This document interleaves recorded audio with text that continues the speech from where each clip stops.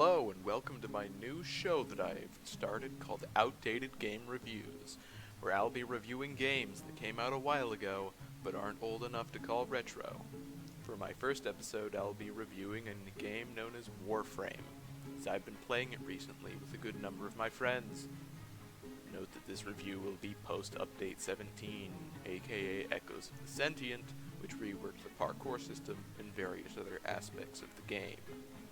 To begin, Warframe is a free-to-play, third-person action shooter in a sci-fi setting, with an emphasis on slaughtering droves of enemies in the various factions, and generally being a super-powered space ninja who can take down entire spaceship crews in small squads.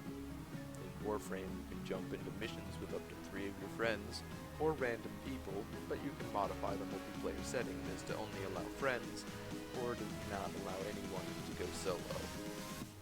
What Warframe does extremely well is to provide a sense of power and speed as your chosen character slices, shoots, or burns their way through droves of enemies, all the while jumping about on walls, providing a sense of extreme power. In addition to this, Warframe also has a large number of weapons and warframes to choose from, which are very unique, such as laser guns that can shoot out energy cubes that explode, or warframes that can control mines or shoot electricity. Due to this, the gameplay is quite fun, although it does begin to grow a bit stale if you spend large quantities of time playing it, and it can get somewhat grindy due to that, since many of the missions are somewhat similar. While the gameplay is generally good, there is a big glaring problem once you begin to look at the crafting system, however. While there are many unique warframes and weapons in the game, the crafting system for these new items can be a bit annoying at times. While making basic weapons is fairly easy, requiring you to purchase blueprints using the in-game currency, and then using resources you gather to build them from the blueprints, the more advanced and powerful weapons are fairly difficult to make, as you need to do a large amount of farming in order to gather the rare resources and blueprints that are needed for these good weapons. In addition, all weapons take 12 hours to a day to build, but can be speeded up using Warframe's version of real-world currency known as platinum. I don't particularly mind the concept of rushing, but the costs of it can be fairly expensive, with rushing costs being at least $2.50 in some cases. These can also cost a lot more, but this is only the beginning of Warframe's attempts to drain your wallets with extreme price gouging and paywalling.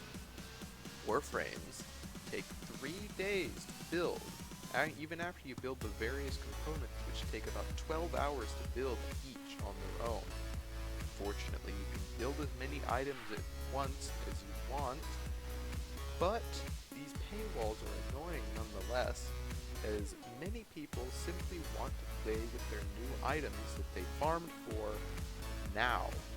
DE realized this and added the rushing mechanic in order to get some money out of people. They gotta get their money somewhere since it's a free-to-play game, but there's also extremely expensive outright purchasing of weapons in Warframes.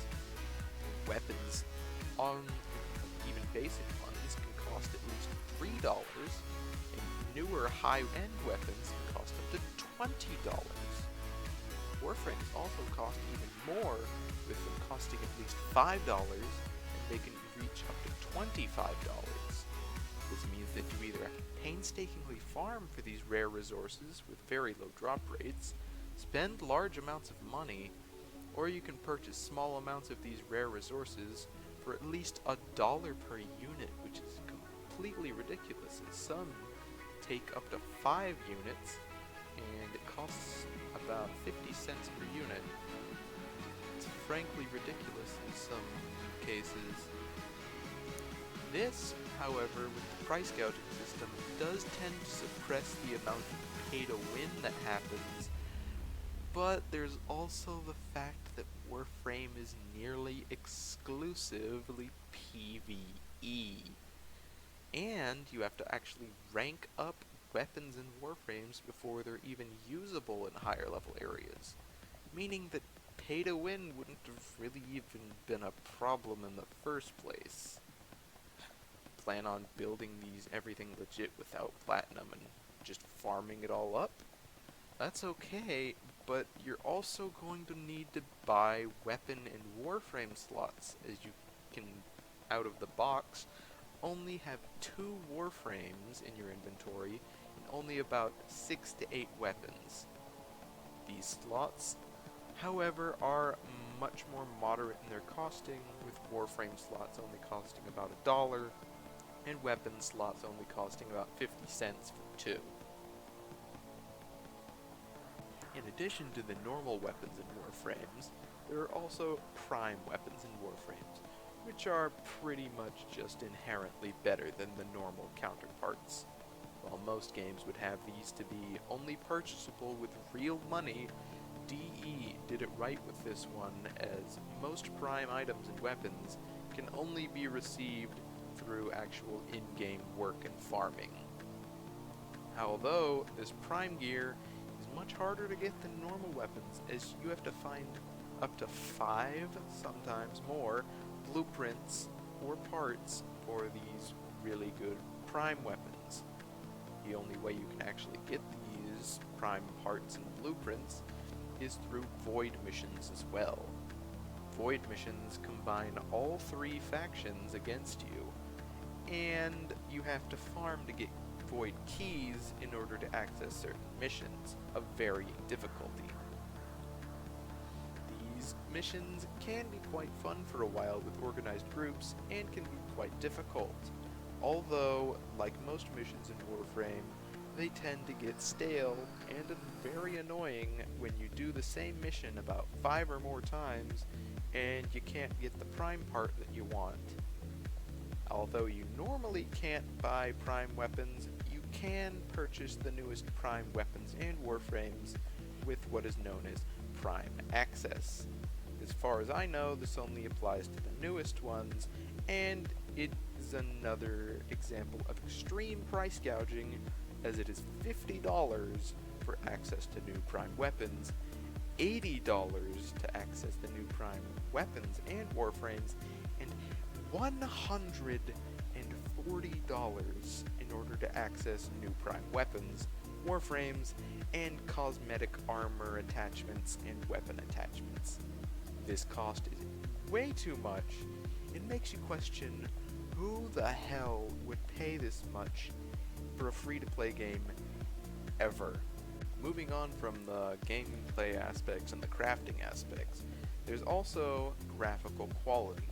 Simply put, Warframe is a very good-looking game, at least on the PC version. I don't know too much about the PS4 version, as I only play on the PC version. Warframe also has a very good futuristic aesthetic that it sticks to, as well as very good-looking models and textures. The only problem that I have with Warframe's aesthetic is how things tend to look very similar, because almost all the frames that are female and all the frames that are male have very similar body types. The enemies also have this problem, meaning that just at a glance you really can't tell what a person's using or what you're even fighting without looking at the enemy's health bar or seeing what abilities someone's casting. In summary, Warframe is a pretty fun free-to-play game with some extreme price gouging and an actual need to pay a little bit in order to get the best experience out of it. Despite these paywalls and some pretty bad overpricing of almost everything, Warframe is quite enjoyable, especially with a full group of friends. Since this is a free-to-play game, I recommend you download it and give it a try. Even if it's on the PS4 version or the PC version, it's still free to play. And I can personally recommend it, as I've had a good bit of fun with it. Hey, did you enjoy this episode of Outdated Game Reviews? Why not drop a like or a favorite? And remember to subscribe to my channel in order to see new videos as soon as they come out.